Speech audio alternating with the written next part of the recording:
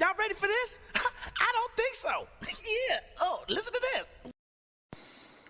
Salut, j'ai déjà fait une vidéo là-dessus.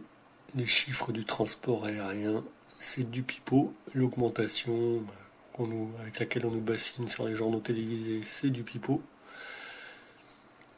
Et donc pour prouver tout ça, je suis allé sur Google, j'ai tapé chiffres 2012-2013 de l'aviation commerciale. Voilà, tranquillement. Et je suis tombé sur des réponses du site du développement durable du gouvernement.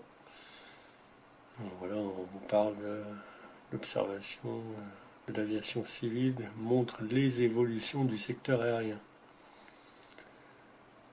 Voilà, j'ai tapé ici.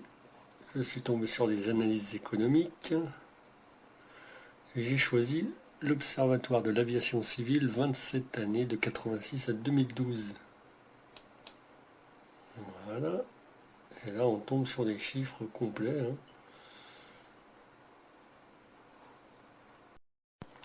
Donc il y a surtout une histoire internationale où c'est plus efficace et plus actif au niveau international que régional, mais surtout quand on télécharge le PDF qui se trouve ici, on tombe là-dessus.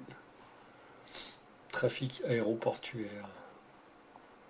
Donc ça part en 86 et ça va jusqu'en 2012. Il y a eu une montée en effet assez régulière et dans la bonne direction jusqu'aux années 2000. 2000-2001, on sait ce qui s'est passé. Et depuis, la courbe, elle est pas... Enfin voilà, ça fait 14 ans, on va dire 12 ans pour respecter le graphique. Ça fait 12 ans que c'est plutôt en phase descendante avec des hauts et des bas. Donc le premier bas, c'était après le 11 septembre. Et le deuxième bas, c'était après la crise et pendant la crise 2008-2009, la crise économique. Depuis, c'est un tout petit peu remonté. Et là, ça repart un peu en descente.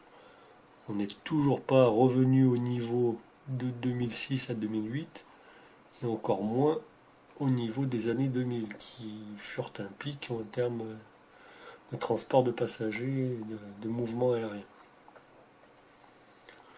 Donc après, il y a d'autres types de graphiques qui vous expliquent un peu les zones dans lesquelles l'activité est la plus efficace. Et voilà, faut qu'ils arrêtent de nous bassiner et faire croire aux gens, aux pauvres gens qui regardent la télé, que l'augmentation du trafic aérien est en flèche de manière exponentielle, que ça monte sans cesse. Et voilà, c'est faux, les chiffres sont là. Voilà, donc les avions qui passent au-dessus de vos têtes passent pour vous vaporiser de la merde, modifier le climat, ioniser l'atmosphère, injecter des particules, des nanoparticules dans l'atmosphère, dans votre terre, dans votre eau. Vous modifiez vos corps, modifiez les espèces vivantes, les ADN, voilà, tout ce qui constitue les êtres vivants est en train d'être modifié par ces épandages. Combien de temps on va laisser faire ça? Allez, à bientôt. Les compagnies européennes traversent une zone de forte turbulence depuis quelques mois et l'horizon est encore menaçant. Selon l'Association internationale du transport aérien, elle devrait perdre en 2012 non pas 600 millions de dollars comme envisagé en mars dernier, mais 1,1 milliard. Ce chiffre est néanmoins à prendre avec précaution car l'association ne tient pas compte des compagnies charter et low-cost européennes qui transportent quelques 200 millions de passagers chaque année et qui se portent bien. Selon l'IATA, plusieurs facteurs expliqueraient ce nouveau décrochage. La crise de la zone euro associée à une croissance économique en berne tout d'abord. La croissance de la demande devrait considérablement ralentir. Sur l'année, elle devrait se limiter à 2,3% contre 6,7% l'an dernier. Mais ce n'est pas tout. L'Europe serait également victime d'un manque d'organisation du contrôle aérien et de taxes élevées. Taxes de sûreté, de parking, d'aéroports. L'addition pour les transporteurs européens augmente ainsi de manière significative. Dernier facteur qui n'est pas spécifique au vieux continent mais qui pèse lourd dans la balance, le prix du pétrole. Malgré une baisse du baril ces dernières semaines, il devrait s'établir en 2012 autour de $110 et représenter ainsi 33% des coûts d'exploitation des compagnies. Si le risque d'une crise du prix du pétrole semble donc s'écarter, reste néanmoins la question des dettes souveraines en Europe à régler. Si elle perdure, une dégradation importante des perspectives économiques est à craindre, et les transporteurs européens seront les premiers à en faire les frais. Face à ce sombre tableau, l'IATA ne propose, hélas, aucune solution pour l'instant. Donc là-dessus, la tribune vous donne un petit peu une idée de ce qui se passe. Les compagnies aériennes françaises inquiètent la DGAC. Voilà, il y a aussi plusieurs compagnies d'Europe, depuis fin 2011-2012.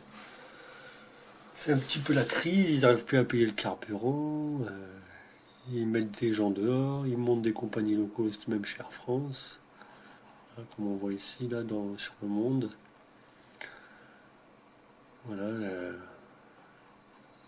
revue à la hausse les pertes des compagnies européennes pour 2012. Donc voilà, ça rame sérieusement. Qui c'est qui a dit que le trafic était en augmentation constante? Et ça expliquait les traînées dans le ciel. Voilà. Les pilotes d'EasyJet qui font la grève au Portugal, parce qu'en effet, EasyJet fait des bénéfices incroyables, sauf qu'ils payent des pilotes à coups de lance-pierre, les gens sont entassés là-dedans comme dans des bétaillères. Voilà, il n'y a pas de solution miracle, bien sûr. Le personnel d'Air France cible de nouveaux plans sociaux, comme nous dit la partie économique du Monde, fin 2013. Voilà, et quand même la petite blague pour finir, Ryanair, qui voilà, carrément ils se posent parce que ils ont plus de gaz à mettre dans les réservoirs. Il n'y a plus de carburant, il n'y a plus de kérosène, les gars se posent un petit peu n'importe où à des aéroports qui n'ont pas été prévus pour. Donc voilà. Qui est-ce qui a dit que le trafic était en augmentation constante? Ceux qui avancent ça, amenez-moi les chiffres, parce que moi j'ai l'impression que ceux-ci sont pas mauvais. Donc voilà, encore un argument qui tombe à l'eau. Puis on va continuer comme ça, ne vous inquiétez pas.